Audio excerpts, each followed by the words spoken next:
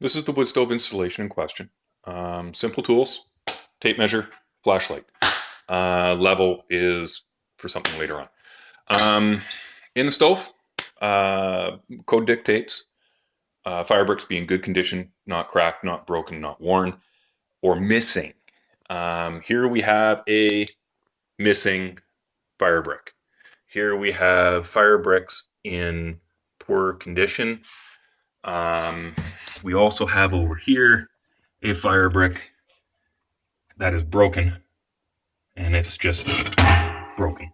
Fire brick is over here, and again, more bricks that are heavily chipped and damaged. Rope gasket is completely done. It's hard, it's brittle, it's actually burnt right through here and burnt most of the way through here. The purpose of the rope gasket is to provide a good seal. This is not the sound of a good seal. That's the sound of metal on metal. That rope gasket needs to be replaced. So there's two deficiencies right there. Over here, this is our clearance chart. Clearance chart here says back 16 inches. Oh, there it is there. Back 16 inches, side 30 inches, corner 30 inches. 30 inches for the corner is irrelevant. This is not a corner install. 16 inches required for the back of the stove. So technically, I should go from here. I'll go from here though, because why not? We'll give her a fighting chance. So if I take tape measure, 12 inches. Okay, so off the wall, what do we have? So if I go here, it's under 2 inches, 2 inches, right on the nut.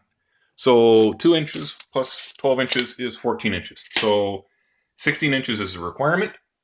It does not meet the requirement, therefore a heat shield is required. Therefore the heat shield installation needs to be done correctly. It is on the floor. It needs to be a minimum of 1 inch off the floor.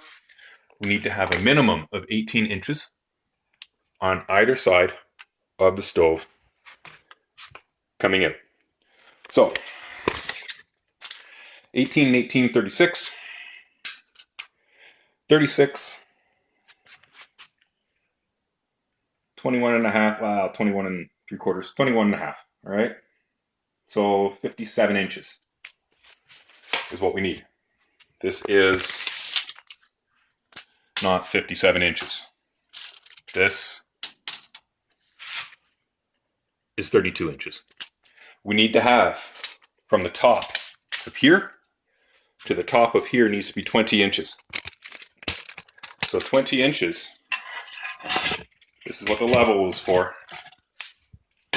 I put the level there, I come over, I lower this down. It's hard to do this with one hand.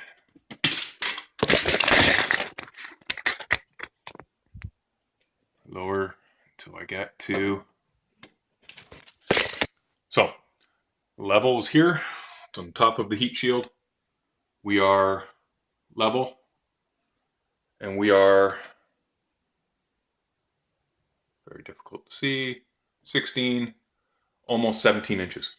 That is, again, not 20 inches. That is required by code.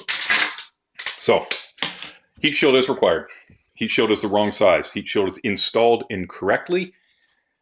Rope gasket is deficient. Fire bricks, deficient, at a minimum. These things should have been stated in the report, at a minimum. Masonry chimney. I can't show you the masonry chimney because it was removed yesterday. Oh yeah, this wood piled here is also against the code. You require 30 inches from the side. 30 inches puts you in about the middle of that wood stack. Whatever, I'll just move the wood. I don't care. Masonry chimney had visible cracks, visible from the ground that were cause for alarm. Were they unsafe? Were they structural issues? Were they in danger of falling and being a safety hazard? Probably not. I'll give you that. However, wherever there are holes and chinks in masonry like that, it indicates that there is water penetration.